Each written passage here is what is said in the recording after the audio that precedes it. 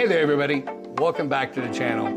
Today, I'm gonna make some fantastic sourdough bread and I'm bringing you along. Let's get to it.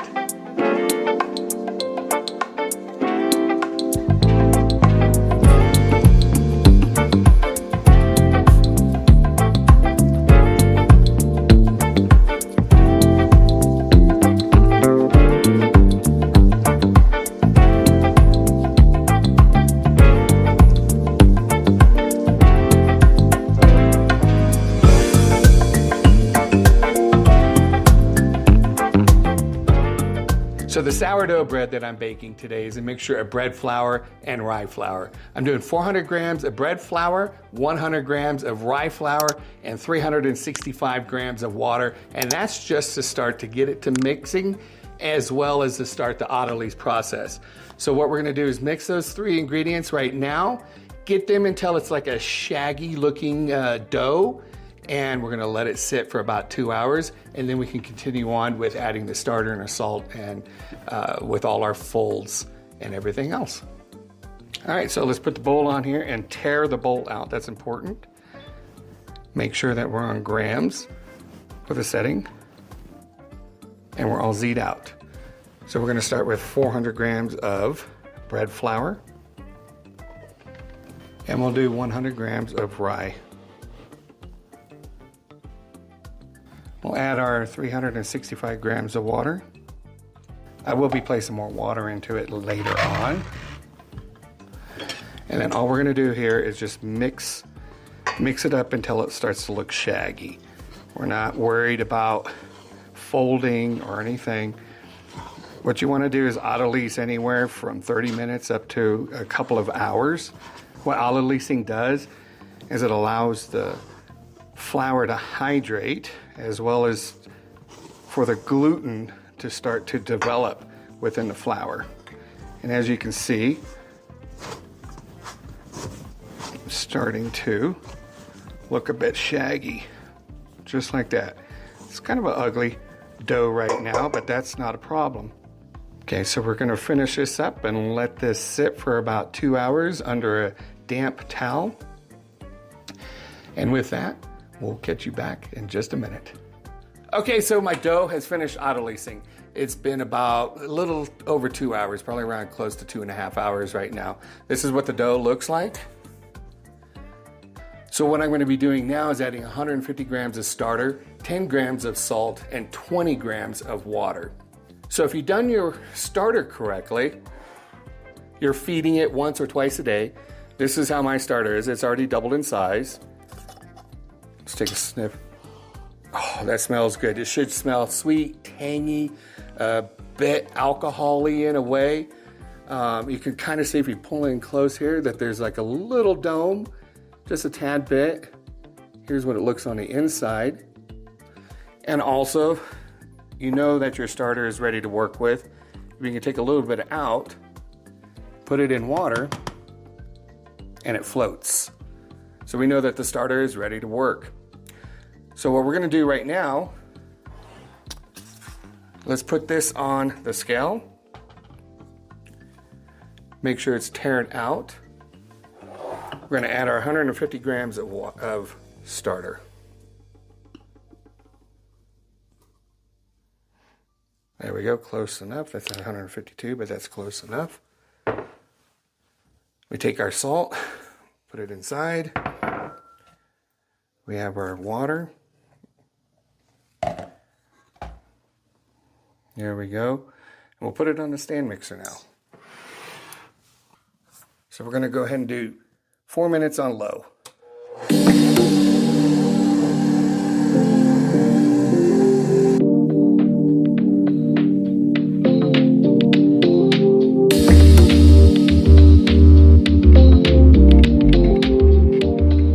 So that just finished up.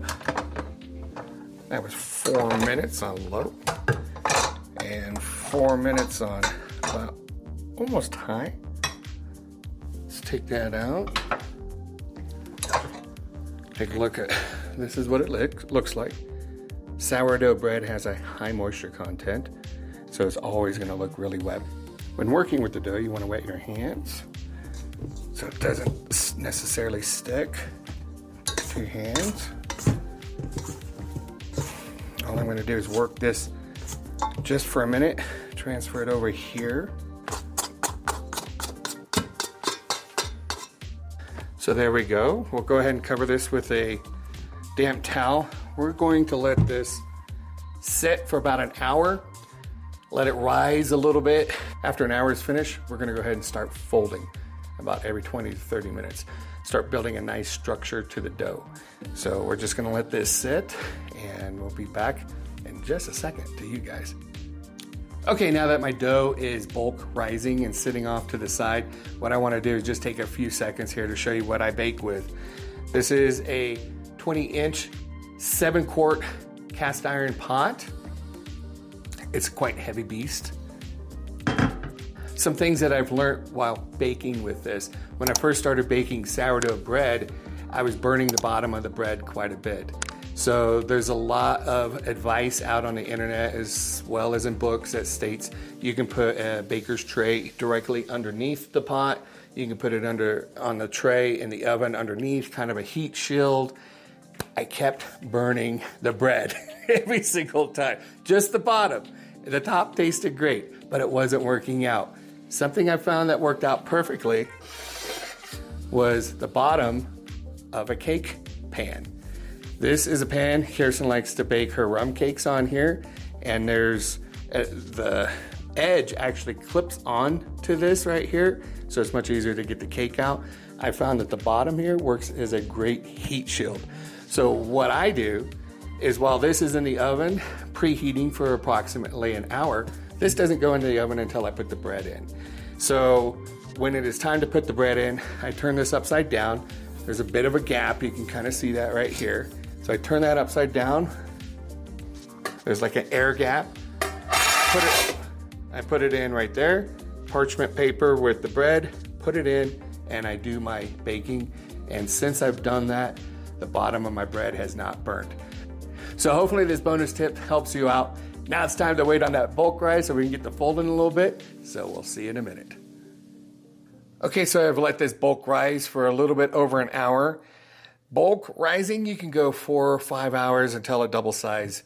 It's already getting into the evening. I'm gonna just let it go at a little bit over an hour. This is what it looks like right now. You can see that it has risen a little bit, but we're gonna start our first set of folds. This is where you get your hands wet.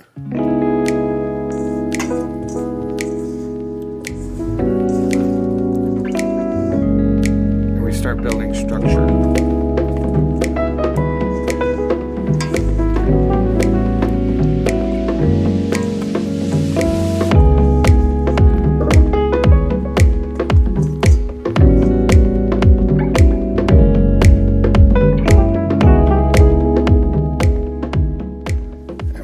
Time, just like that.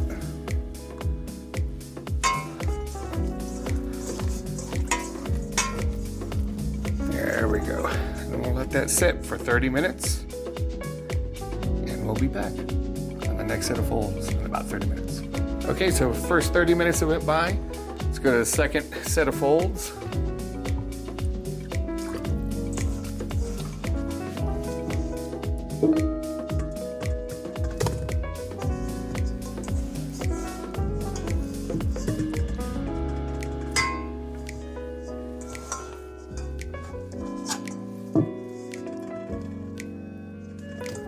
The importance of this is just to build structure, firm up the dough a little bit. You also want to be gentle with it at this point as well.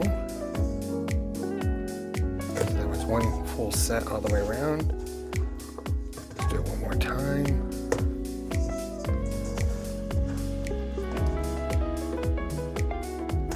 And the last fold.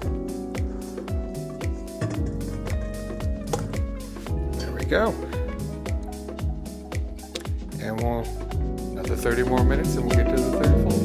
Okay, time for the third set of folds. You can take a look, because that looks good. already see that it's looking much smoother. Slowly getting a little tighter. It's because the gluten structure is building. And last one.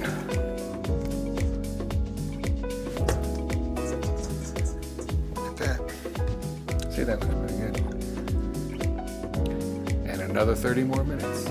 Okay, so we're on the last fold here, but this time I'm going to put it on the counter with a little bit of flour.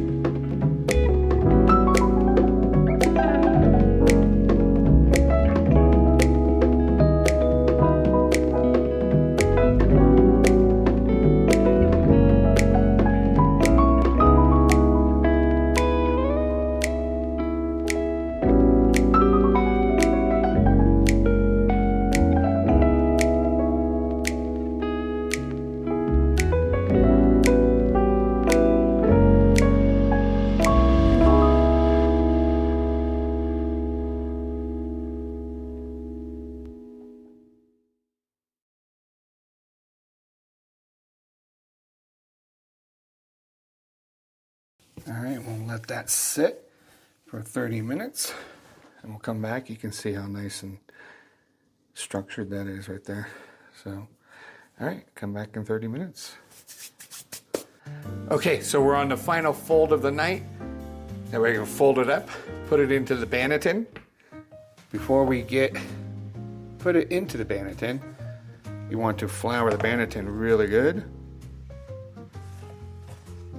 That way it doesn't stick.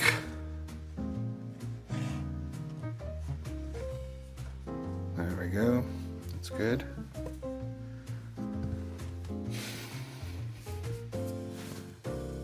Just a tad bit of flour. Okay.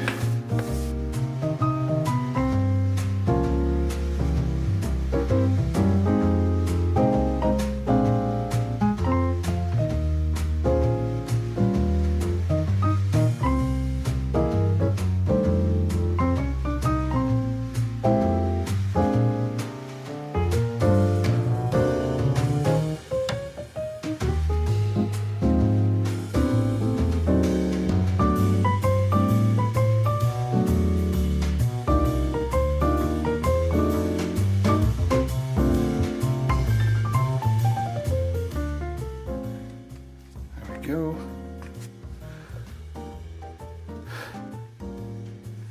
Now any of the excess that's on here can be wiped off, brushed off later. Okay, so we got it into the Banneton. What I'm going to do is put it in a plastic bag and then pop it in the refrigerator overnight. That way it can rise and set. And then tomorrow we'll be able to bake some outstanding sourdough bread.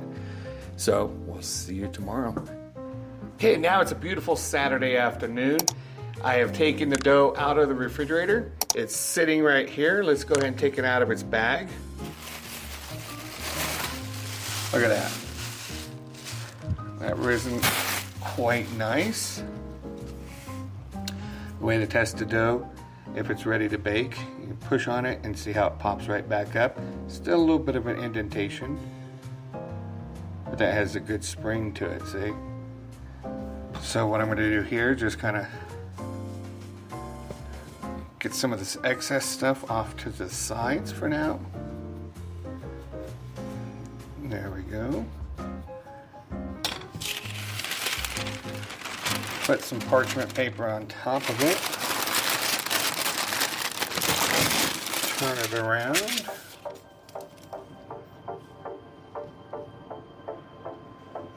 There we go.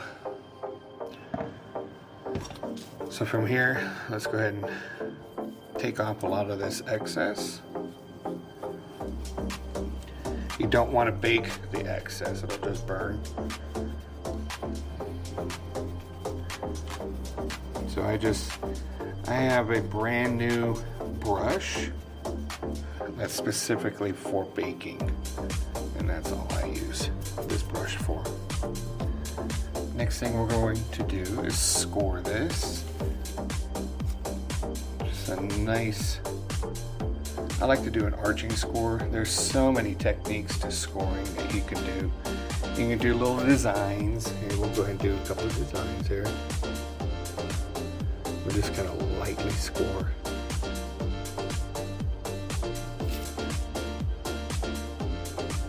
Kind of give it a leaf pattern. There we go.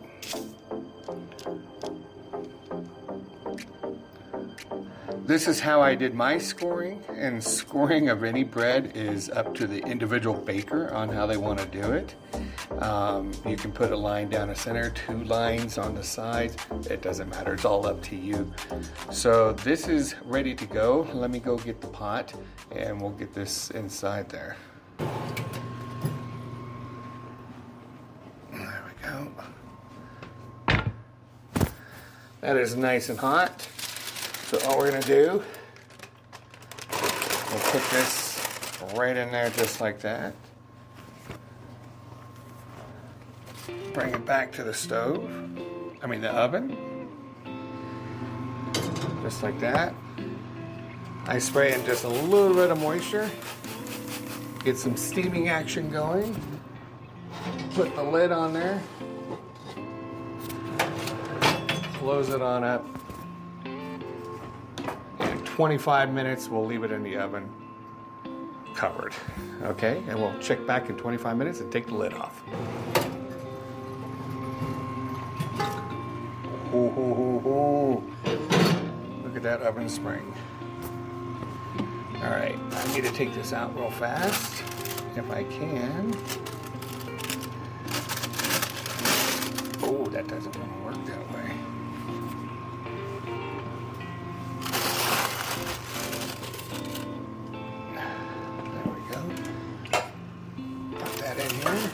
Just like that. Put that there. All right, that smells wonderful. So what I've done is I put the pan, my little heat shield in there. We're gonna turn this down now to 450. There we go. So baked it the first 25 minutes at 500. We're dialing it down to 450. Took the lid off. And I got my little heat shield underneath it. That way I don't burn the bottom of the crust. So now we're gonna wait 20 minutes. Okay, so we finished the last set of 20 minutes here. Let's take a look at this. It smells fantastic. We've got great caramelization on there. Sounds nice and good. All right, so what I'm gonna do here, close that, put these right here and turn the oven off. And we're gonna let this sit just like this for about 20 minutes. There we go. That'll help crisp up the outer crust. We got some nice caramelization on there. And once that's done, we'll put it on a rack to let it cool. And maybe in about an hour or so, we'll cut it open and see how it looks. That is really nice. That's been in there about 20 minutes. Oh yes, that looks really good. Let's take this out. Put this on the cooling rack. We're gonna let this sit on the cooling rack, let this cool down for about an hour or so, and then we'll cut into it, check out the crumb. So when baking bread, things don't always go right. I forgot to put my tray underneath the bread when I put it in there. You saw me do that when I had done it at the 25-minute mark. Got it a little bit cooked on the bottom, so hence the reason why that buffer zone works quite well for us. It's still gonna taste good. I can tell you it smells fantastic. Looking forward to cutting into it and tasting it. So we'll be back when we're ready to cut.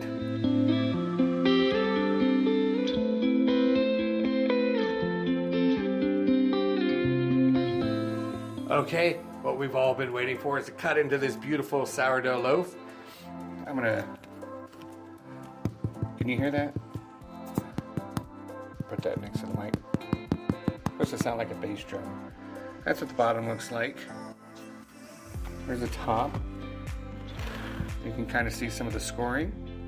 That was the long score I did. So let's cut this in half and take a look at this crumb.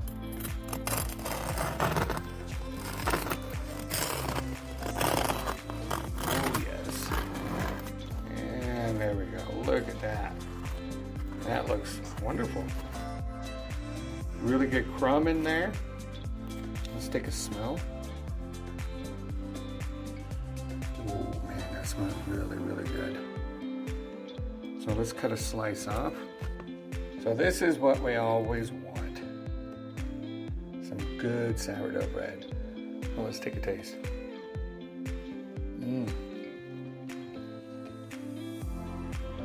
Oh, that's awesome. A really good taste to it. And the crunch of the crust. That's wonderful. So that's how I make homemade sourdough bread. I'll be sure to put my recipe up here. Now, mind you, once again, we live at high altitude, 7,000 feet, so I've had to adjust some things to accommodate for the elevation. But I'll put it's a simple recipe. I'll put it up for you guys just so you can see what I am cooking. We're gonna enjoy this, that's for sure, with some butter or some other things that we put on there. There's nothing better than homemade sourdough bread. Hey, I want to wish everybody happy Easter. If you liked how I made my homemade sourdough bread, do me a favor, hit that like button, share this video, and subscribe. We appreciate all of our brand new subscribers, all our friends and family, and to everybody out there, happy Easter and peace.